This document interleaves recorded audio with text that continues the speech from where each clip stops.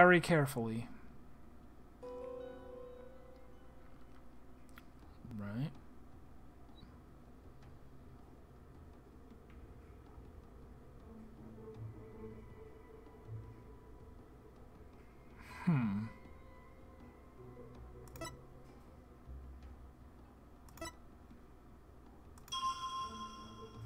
The victim was offering up his prayers.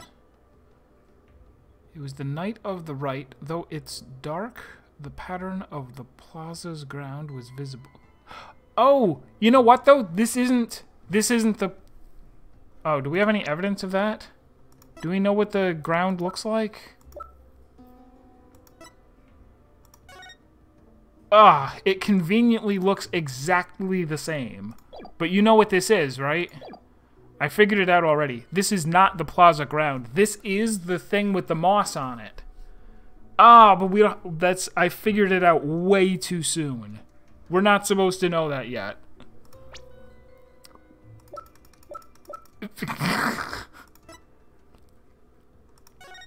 This is the thing. He had his... They conveniently had a giant Magatama with the same design of the same size, and it happens to be covered in green mold so that it looks just like the... Do you? I think I figured it out too soon. I don't think it's the first thing we're supposed to point out.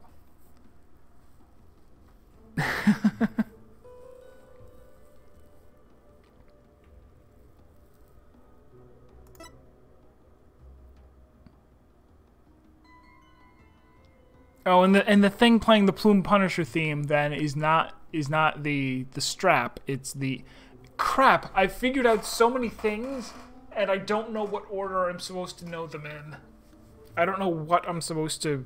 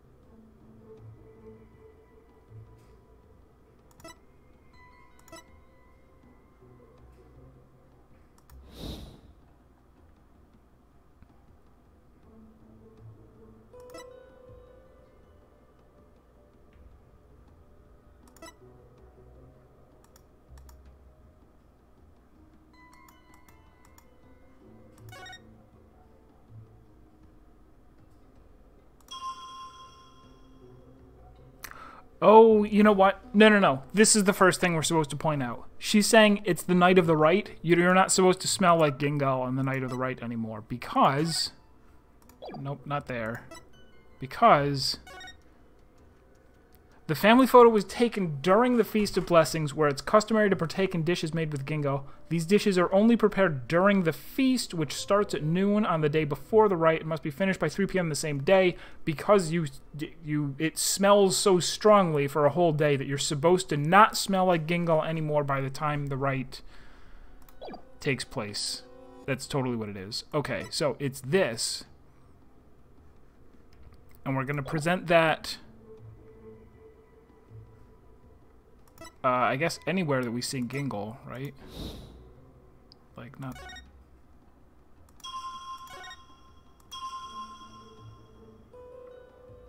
I mean, I guess that's fine, right?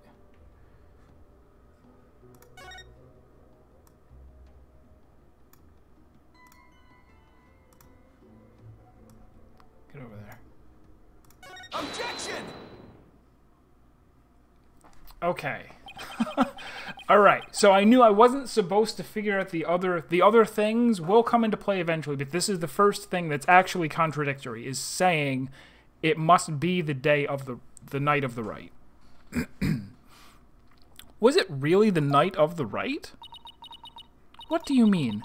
It could not be otherwise. The accused slew Acolyte Zeh'lot after killing the high priest during the purification rite. The only problem is the deceased spirit does not corroborate that. What's this? Take a good look at what the victim smelled. Take a look at what he's smelled. Do you see how it says Gingle? Read it. Read it with your nose eyes. Acolyte Zeh'lot shouldn't have smelled any Gingle on the night of the rite. What do you mean? Let me back up my statement with some evidence for you. This should explain how the victim couldn't have smelled Gingle on the night of the rite. Take that! The High Priest's wife, Believe in Me, told me about the Feast of Blessings. The feast includes a number of Gingal-based dishes, and they're only supposed to be served at a certain time of day before the rite. Why, I believe you're right. I had completely forgotten about that. During the feast, the unique smell of Gingal pervades the entire kingdom. The fact that the victim smelled it means that the victim was the one who dealt it. He was murdered between noon and... What? We got it that exact? No, I think you stink for a while, don't you? Whatever. Whatever, that's what it means.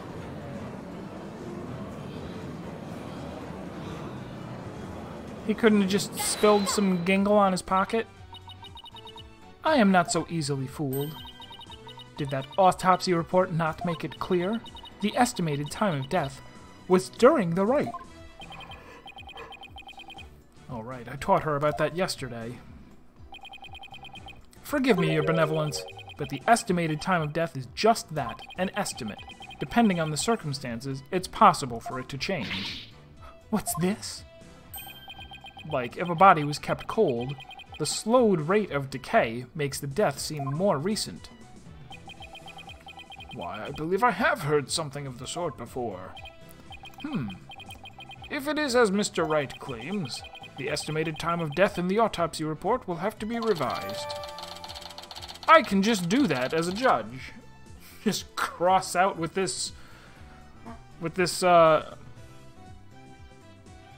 coroner has written here.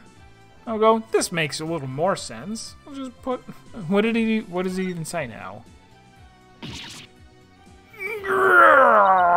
Barbed head, you boy.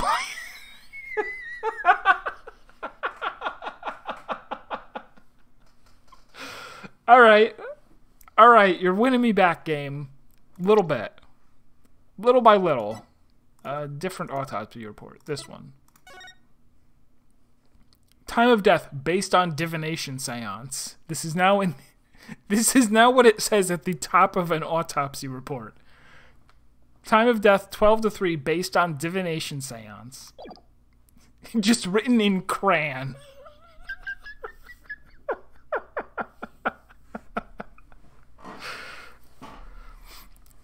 That was, so, the second case of the first game, there's an autopsy report where they go, oh, Edgeworth has one autopsy report submitted, and after you prove that it's wrong, he goes, actually, I had the coroner perform a second autopsy to double check, and it turns out that the time of, or the whatever, is different, and here it is, and submits it as evidence after you've already been commenting on the first one. I don't believe anybody writes on an autopsy report in crayon until now.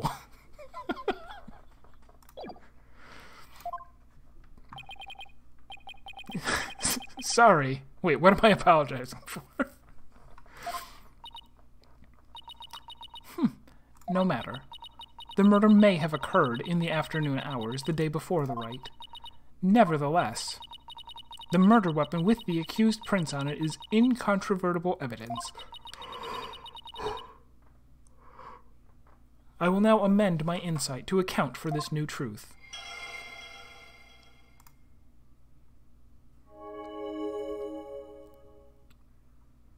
It was the afternoon of the day before the rite. The time of death has been corrected, leaving my insight infallible. Heck. A change in the time of death is bound to cause some sort of an inconsistency. If I had something that shows what it was like on that day, it would really help. Oh, he's just telling me outright it's the weather report. Right? Weather...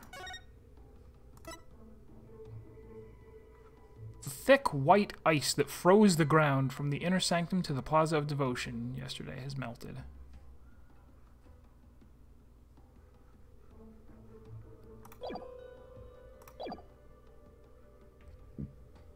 You have forced me to revise my lies.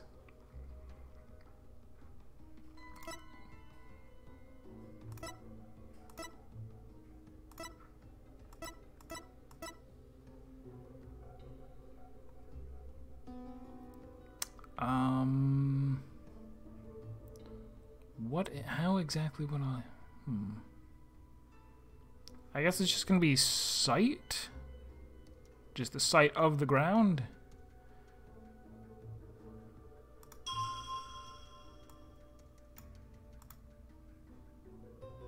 Objection!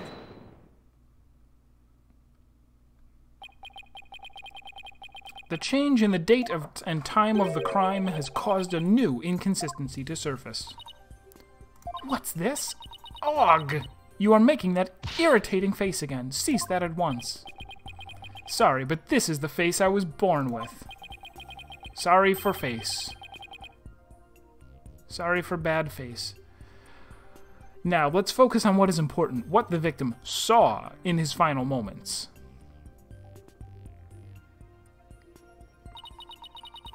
Do you have bats in the belfry, Barbed Head? There is nothing to see. The ground at the plaza was all that entered the victim's eyes. I've been smug since the womb. And that's what I find so strange. On the day before the rite, it should have been impossible to see that pattern upon the ground. Impossible, you say? Do explain. This piece of evidence shows why the plaza's ground was not visible that day. Take that! This newspaper, which looks suspiciously like a regular piece of paper, has an article that is tiny in size but huge in importance. It says that the ground was covered with thick white ice the day before the rite. What? But the victim did not see so much as an ice cube on the ground. You'll just have to my-face the facts. Exactly. And so we must ask, what was the victim looking at in his final moments? If you have something to say, then say it. The last thing the victim saw was not the ground at the Plaza of Devotion. This can only mean that he was killed elsewhere. What? What? What? Nani? Then where do you propose the victim was actually killed? Yes, tell us where, otherwise your argument is worthless. About that. Arg, I hadn't gotten to that part yet. But I did. Any ideas, Maya? Let me think. Well, it's somewhere green and shaggy, right? Right, but where could that be? Stop hinting, you. What is it, Barbed Head? Giving up already? Not at all. Where have I seen something green and shaggy? Stop hinting, you guys. I figured it out already.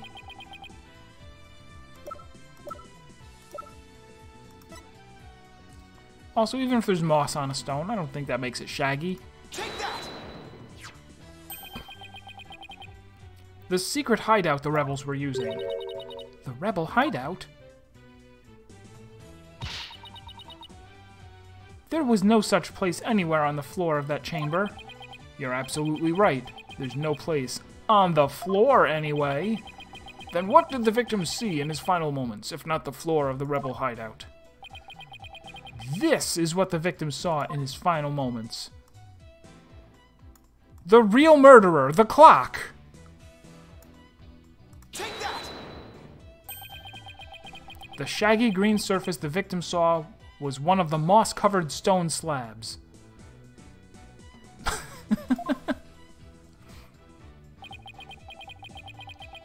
As you can see, there are two distinct hand-shaped impressions in the moss here. I believe the victim was killed while he stood there with his hands pressed against the slab. That does agree with the seance vision. However, one cannot definitely declare they are one and the same. I concur. There is no proof that also, they're very okay. Like, oh no, wait, I guess the police did go in. I thought that he revealed for the first time just now that there was a secret rebel hideout up there. I guess not. There is no proof that a murder occurred in the rebel hideout. Indeed, what evidence do you have of this? I've already shown you the evidence. What do you mean? Please take a look at this second version of the photo I just showed you. You can see the results of the luminol test I performed in the rebel hideout. This is proof positive that someone had been bleeding in front of that stone slab. Is this true? This information has already been provided to the police. Detective Sky, to whom does this blood belong? We thought it was the High Priest blood that flowed in from outside, so we haven't tested it yet. Then you must do so at once. Yes, Your Majesty. I had a vision while I was lightheaded from luminol fumes. Yeah, there's no gumshoe in this game. When was the last time we saw gumshoe? I guess this is in the future, right? This is 7 years after the initial arc. So maybe he's gone on to do bigger and better things. It appears the police have already finished testing the blood. Sure, why not? Your report, please. The blood found in the rebel hideout belongs to Zeh'lot, just like the defense claims. Detective Sky, do you realize what your blunder has done to me? When this trial concludes, I want to see you in the prayer chamber. There, I will deliver a joyous sermon unto you for 8 hours straight. I'm really sorry, but please, anything but that. Nick, maybe, just maybe. He's been dead for years. He finally died after trying to survive on ramen and shoe soles. This is the chance we've been waiting for. Oh, speaking of ramen, I am actually looking forward to trying, So, I've been drinking Soylent for the last couple of years now, and there's another company called Vita Ramen. I've probably mentioned them at least once, because I was kind of, like, vaguely following along, but they're coming out with a spicy flavor, and I do kind of want to try that, where instead of being, like, super cheap, like, 8-cent ramen packages, it's expensive ramen, but it's nutritionally complete. It's not high in sodium and carbs, and, you know, it has protein and, like, everything, all your stuff. Yep, it would seem so. I hate to do this to Emma, but go for it. It's full speed ahead. The victim was killed in the rebel hideout the day before the purification rite. Then, his body was moved to the Plaza of Devotion by someone we've yet to identify. So when we thought we saw Acolyte Zeh'lot praying during the rite, he was already dead. Ugh!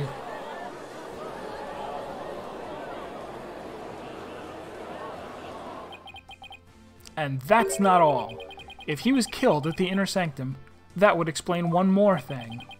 And that would be? How the time of death was made to look later than it actually was. The proof of which was left behind at the Sanctum. Oh,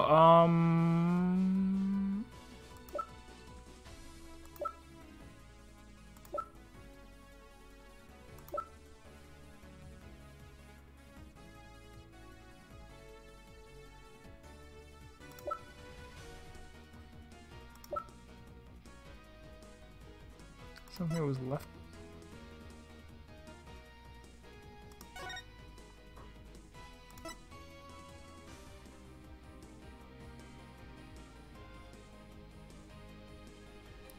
Did they, like, bury him in the snow? Sure. Going for it. Why, these are photos of the Inner Sanctum. But you could be. You could be getting complete nutrition and chugging broth and noodles. It's the best of both worlds. Maybe. I still have to try them. I don't know if they'll actually taste good at all. But they might. I'd like you to focus on this one. The proof is right here in this photo. This is how the time of death was made to appear later than it really was. Do you see how the snow has been removed from this one spot only? That's because it was used to keep the victim's body cold. And that's why the time of death wasn't what it seemed. The time was mistaken, and the place too? And just what do you believe that proves? That my client is innocent. Duh. What of her fingerprints on the dagger, and the Plume Punisher theme the victim heard? You have failed to address these two key pieces of evidence.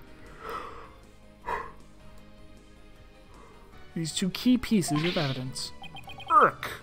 I see your point. Wasn't this your big chance, Nick? I'm really hoping that the difference in location can invalidate either the weapon or the theme song from being used as evidence against you. Actually, that might be possible, at least for one of them. Really? What's this? You say you can contradict our argument for a key piece of evidence? Very well. Let us see you try. Nick, take a good... Screw you. I already know. I don't need to take a good look, and I don't need your sassy hints. The Plumed Punisher theme. The spell doesn't fizzle until all the targets are removed. It still tries to resolve.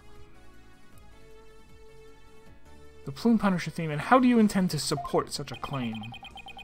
Since the murder happened in the rebel hideout, there's something there that played the theme song other than my client's strap. It wasn't the strap. Is this true?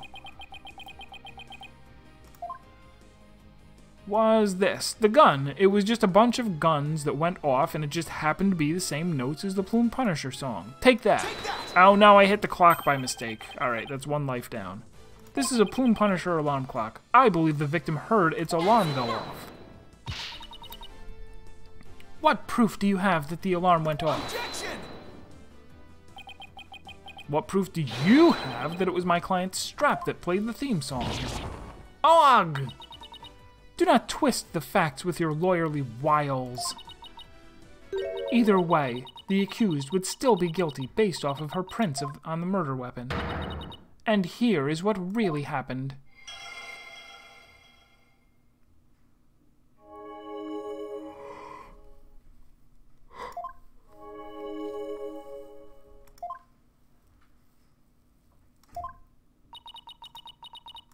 Though there have been some twists and turns, that is the truth of what happened. The clock was actually a statue of the thinker the whole time, secretly. Arng! I won't get anywhere until I can eliminate the dagger. Most impressive, your benevolence. I see no inconsistencies anywhere in the prosecution's case. No, there is one.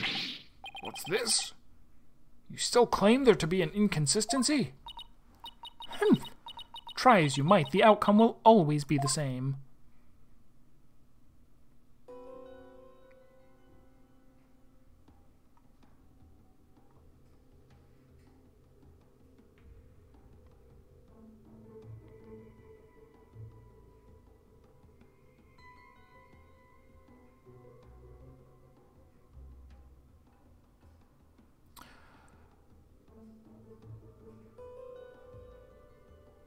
I just had a realization too. Okay, I think I've also realized it too soon. I don't think it's relevant to what we're doing right now. No, maybe it is.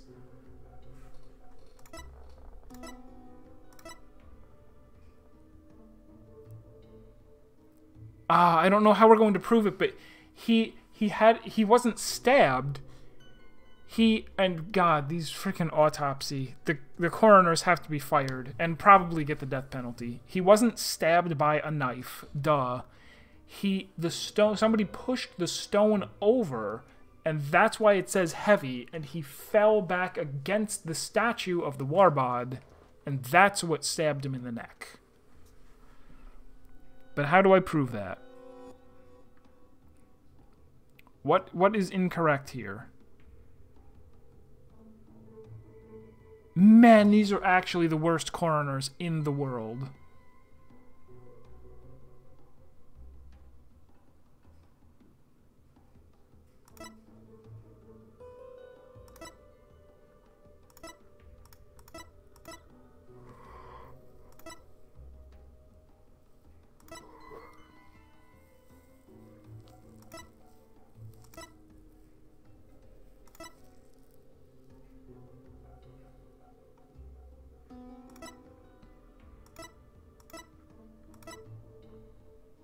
Oh, it no longer says anything about her holding him down. That's what changed, right?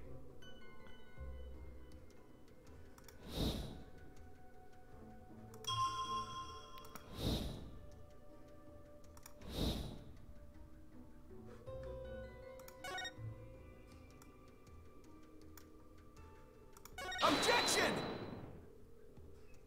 Got it. No, I didn't get it. I didn't got it. Inconsistent? What are you, drunk?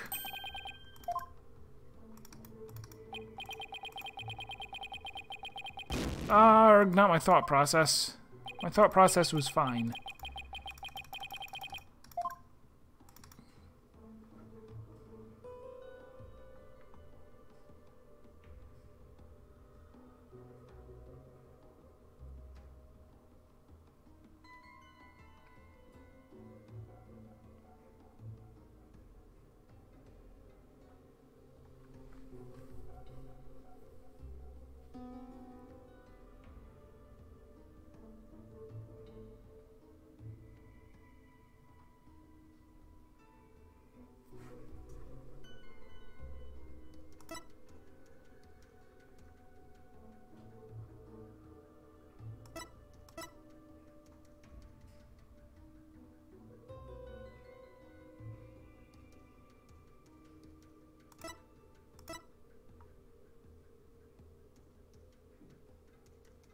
This is true.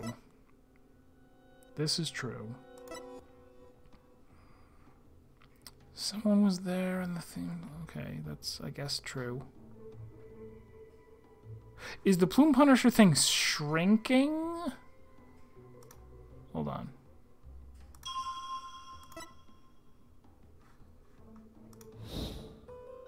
Here's that sign. No, I guess it's the same size. Isn't it?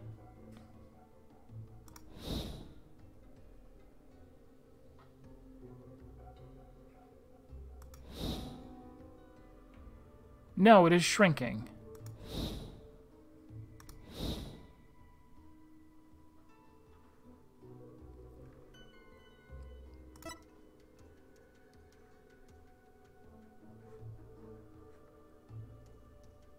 It is shrinking. It starts out being this big. But oh wait. It goes, oh, it's getting smaller, it's getting smaller, it's getting smaller, it's getting farther away. That's very subtle. I guess that's it though.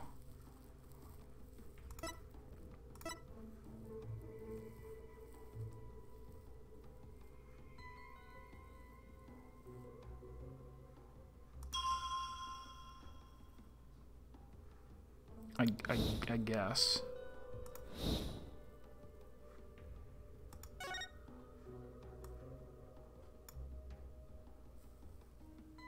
Objection! Ah, that's not it either. Terrible.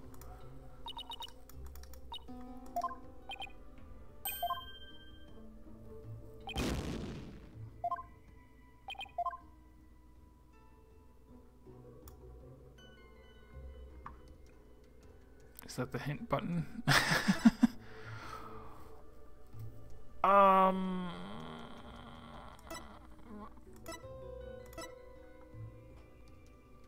So there's two. If he's pressed against the thing, somebody pushed it over, and he goes, "Ah, it's heavy," and then he hits his head. And also, oh, the theme song is getting quieter, and then he dies.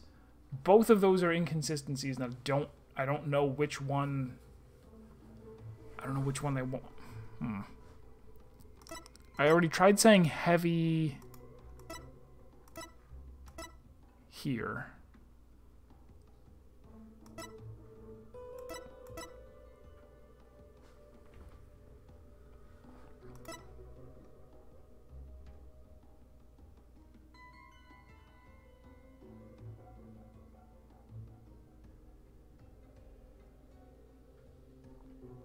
No, we're supposed to be no. That's it. We're supposed to be disproving the fingerprints.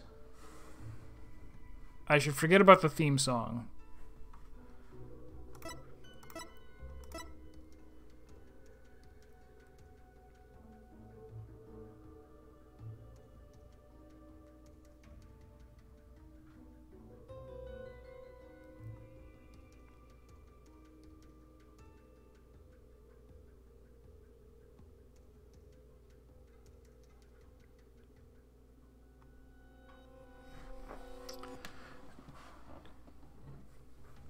Yeah, it's moving, but it is also getting slightly smaller.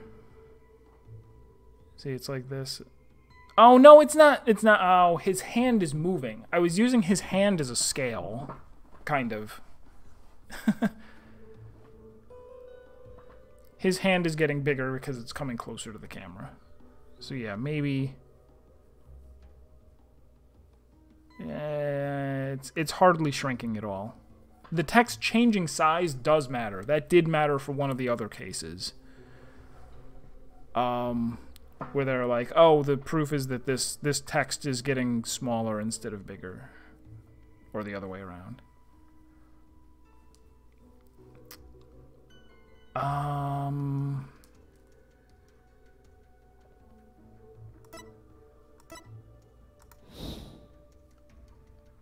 mean, I guess...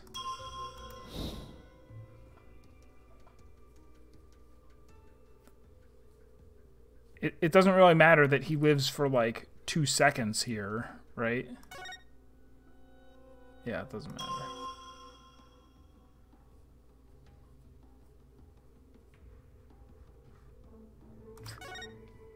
I just select the void. No.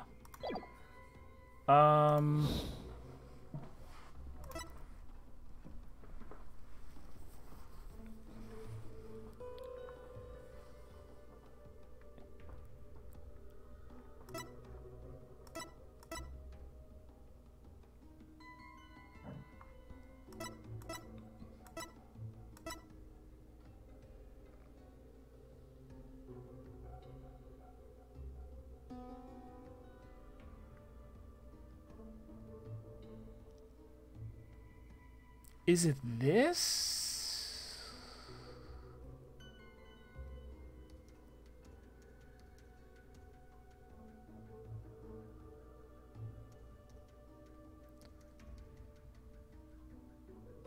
Stood with his hand.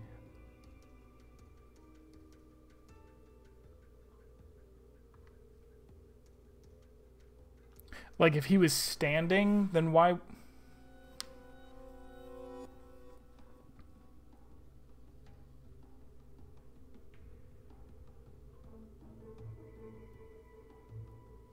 Stood with his hands on a stone slab in the hideout. Is that contradicted by the fact that there's this heavy... I'll try it. I'll give it a shot. Whatever. Even if I die, who cares? Hey, get back. Objection!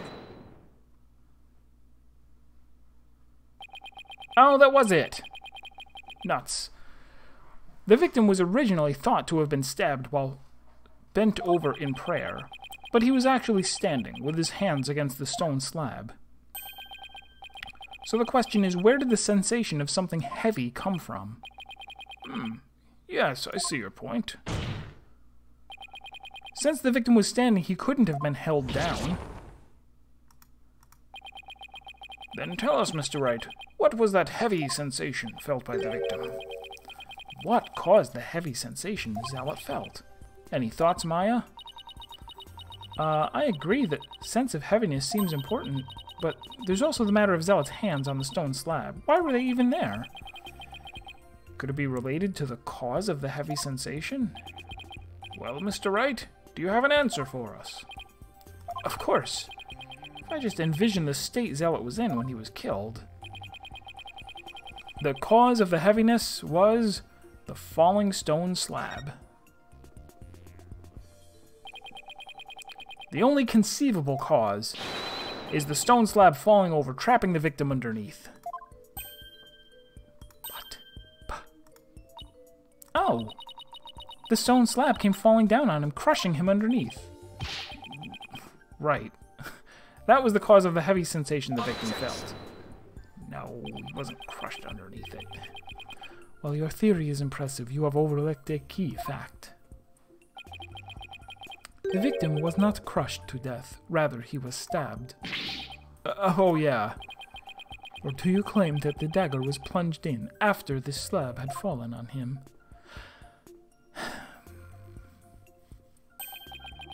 Plus, had the killer been behind the victim, they would have both been crushed together.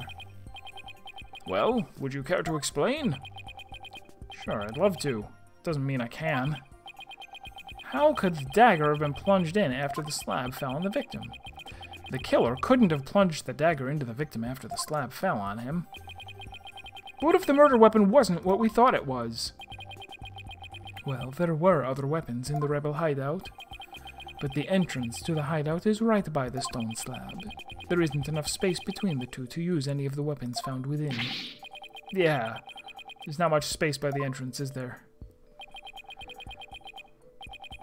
Defense would like to remind the prosecution that the coroner has been previously shown to be a bumbling idiot, and how that they couldn't tell that his position was completely different when he was killed, that he wasn't just bending over or kneeling on the ground. So what was the real murder weapon then? I better think of something. If the murder weapon wasn't the dagger, then the dagger must have been plunged into the victim after he was already dead, which a coroner should have been able to tell. That means he was stabbed at least twice, but the autopsy doesn't mention that. Then he must have been stabbed in the same spot by something shaped like the dagger. Haha. Doesn't work like that. Would the defense care to offer an explanation sometime this century? Also, if he was freaking frozen, if he was completely frozen solid to make sure that no one would be able to confirm the time of death exactly, how would you even get the knife in there? Oh, I guess they could have stabbed it in immediately. No. No. Who knows? Who cares? Wait, wasn't there something dagger-like near the scene of the crime? Yes. Something that had a shape similar to the warbaa'd dagger? Yes. Thud. Present your evidence at this time, Mr. Wright. This shows what really killed the victim. Take that! Is this not the photo from the scene of the High Priest's murder? Are you suggesting the murder weapon is hidden herein?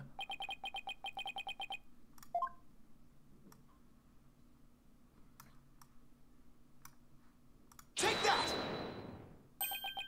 But that is the warbaa'd statue? Exactly. The warbaa'd statue has dagger-like feathers protruding from it. That is what really took the victim's life. You imbecilic fool. The statue is outside of the hideout. How do you propose it impaled someone who was inside? Haven't you heard? The warbaa'd statue also functions as the hideout's door. What do you mean? The statue can pull a complete switcheroo. A switcheroo? To put it simply, it's a revolving door.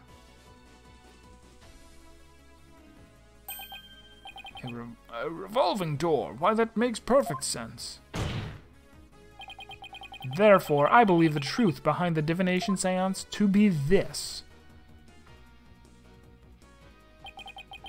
As the victim entered the secret hideout, the stone sculpture came toppling towards him. He threw up his hands to stop it, but its weight forced him backwards. Unfortunately, the warbaa'd statue was right behind him. This cannot be.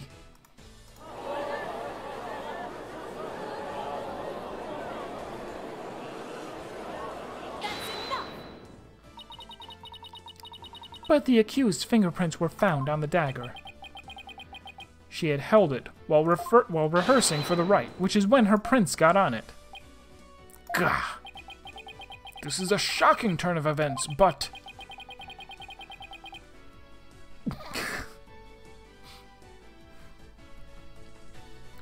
there is a great deal of circumstantial evidence in the defense's favor. I believe we must accept that the warbaa'd statue was what killed the victim.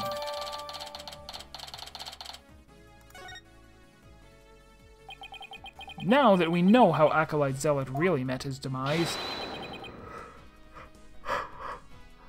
Yes, yes, turn of events. Ho ho.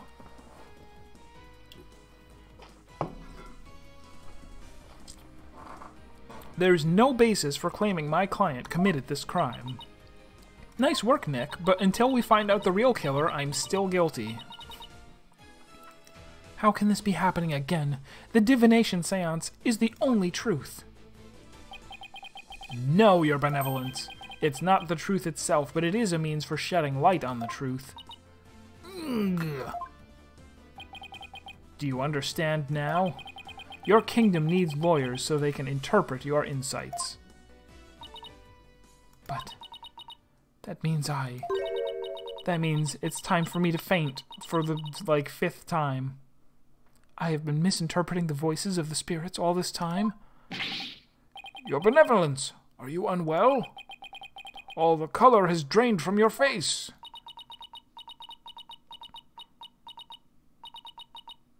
I will be fine. No, you're gonna faint. Continue your proceedings without me. Frickin' faint! She faints every time. No faint this time. I feel kinda bad for her. Now then, I would like the defense to continue. Please explain what you have learned, now that we know how the victim actually died. Acolyte Zeh'lot was killed in the hideout before the High Priest's murder. That means the body found at the Plaza of Devotion was moved there by the real killer. But only after the warbaa'd dagger was thrust into him, to make it look like the murder weapon. That does seem to agree with what we now know. But why would the real killer go to such lengths? I believe stabbing Acolyte Zeh'lot's body with the dagger and moving it to the plaza was a warning from the Twilight Realm. No, it's just a social experiment. This crime was a social experiment.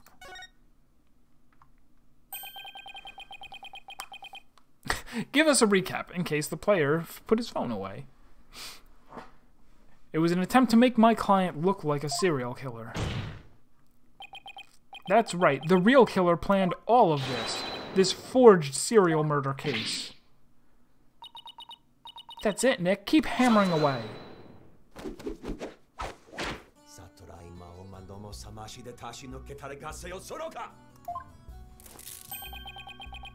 Your reasoning has more holes in it than that cheese you for.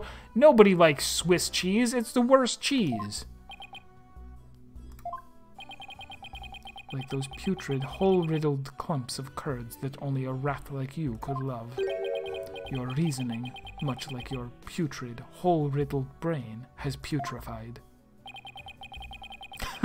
Was it? I thought that was an unpopular opinion. I thought other people liked Swiss cheese, and I did not.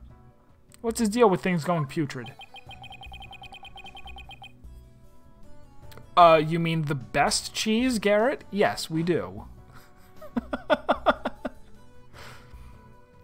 You have yet to overturn my argument that the accused is the killer. A careful analysis of the chain of events up to the killing exposes the truth as follows.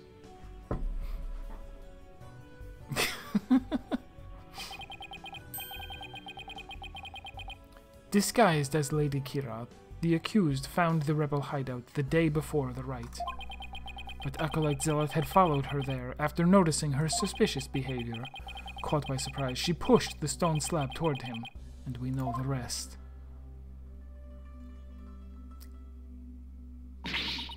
I've never been to the rebel hideout in my life.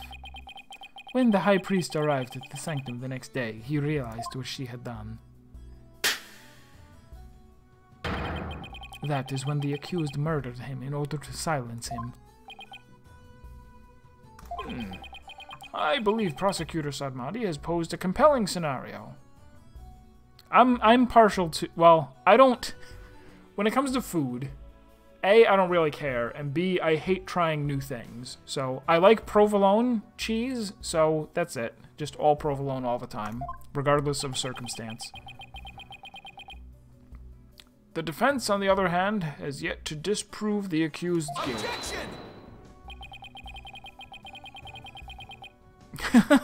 Yeah, and then after killing him, she made sure to frame herself by stabbing him in the wound with the dagger with her fingerprints on it.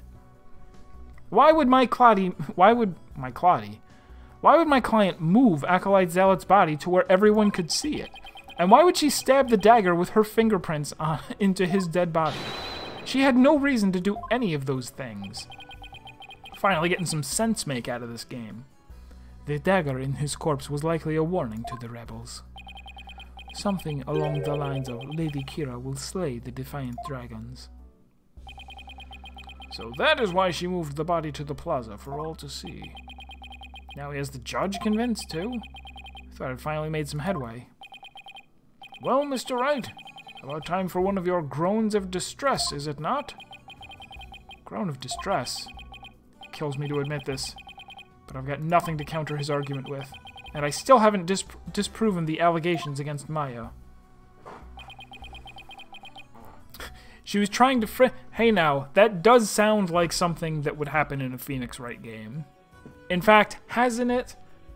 Hasn't it already? Hasn't somebody set it up to like, hey, I made it look like somebody else was trying to frame me, but I was actually the real guy. Is it not time to end your futile struggle? You were already judged guilty yesterday. That makes you a dead lawyer walking. Accept the death that now awaits you, and in doing so, finally know peace. A dead lawyer They love the phrase. It must have sounded... Here, it's that time again. Everybody look at your watch. It's time for Hiten to say, I bet that was a really cool phrase in Japanese. And they just decided to translate it as dead lawyer walking and used it every time that phrase was used. Then again, are not all lawyers who practice in Khura'in? Even if it's not a pun, it probably just sounds cool. Like there's lots of phrases that are like that. Like murderous intent. There's a word for that in Japanese. It sounds awesome. I forget what it is. Satsu something. Probably. But we don't say murderous intent in English, like as a thing, like that was a thing. Like you take out your tricorder and point it at someone and go, "Yep, that's murderous intent over there." But I must admit, I misspoke earlier. Allow me to amend my statement. I had said the defense's reasoning had a putrid cheese-like smell. But I now realize the stench was from his own putrid body, on the verge of death. Now marauding zombie. Think, who could have killed Zeh'lot the day before the Wright? Who knew about the rebel hideout and could gain access to the inner sanctum? Obviously the dead guy. Only those involved with the Wright can enter the sanctum, so... Wait a second. Only a rebel would have known about the secret hideout, and the only person who was involved with the Wright and had access to the sanctum and was suspected of being a rebel is Maya. No. Did somebody come to mind? Yes, except there's one huge problem. A huge problem? What are you two going on about? Plotting your escape from this sacred hall? I would not put it past you, considering you have no means to raise further objections. If I don't do something, Prosecutor Sadmati will have this one in the bag. Oh, like dead lawyer dead walking.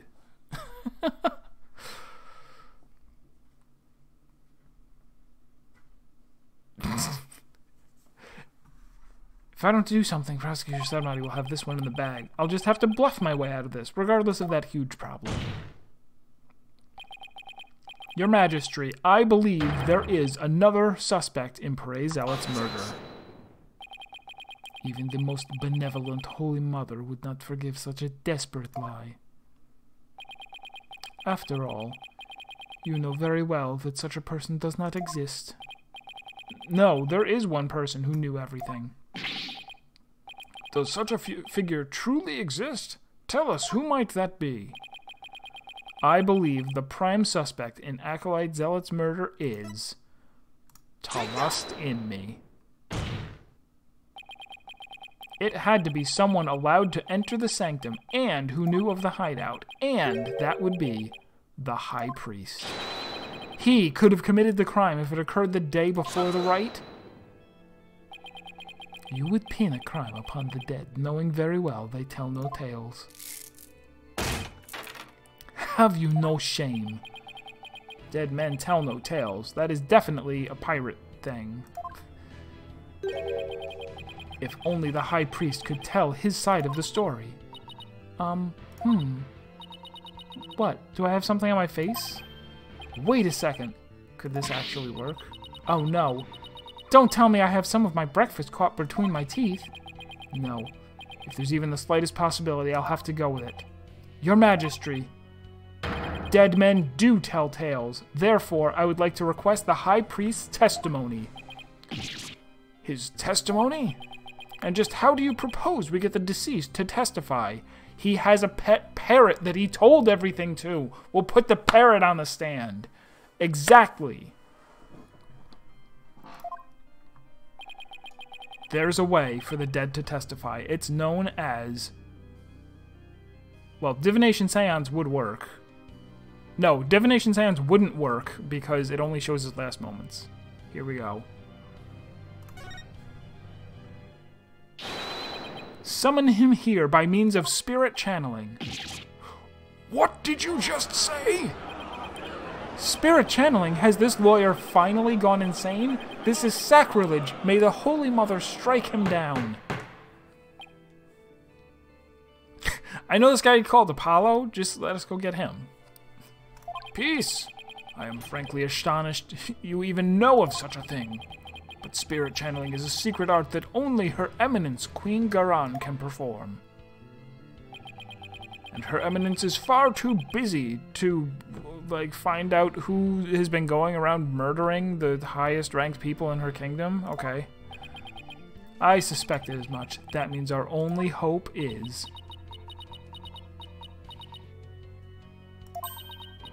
It's okay, Nick. You can tell them.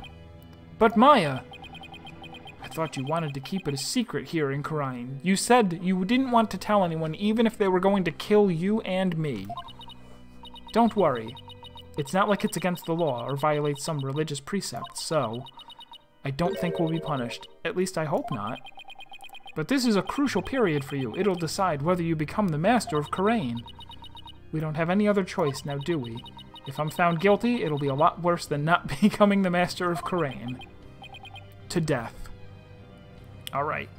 Thanks, Maya. Actually, there is someone here who is capable of channeling spirits. And she will do so on Thursday. Because we're done. The end. Thank you guys for being here. Definitely stream Thursday. Definitely not going to cancel my Thursday stream for like the 8th week in a row. I kind of promise a little bit.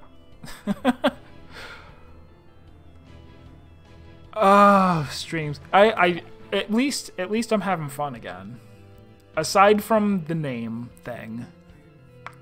Pretty much everything today has been good. There have been a couple things that stumped me that I was like, oh no, I don't quite get it, but I'm getting classic Phoenix Wright twists again. Clipping that now, misstream style.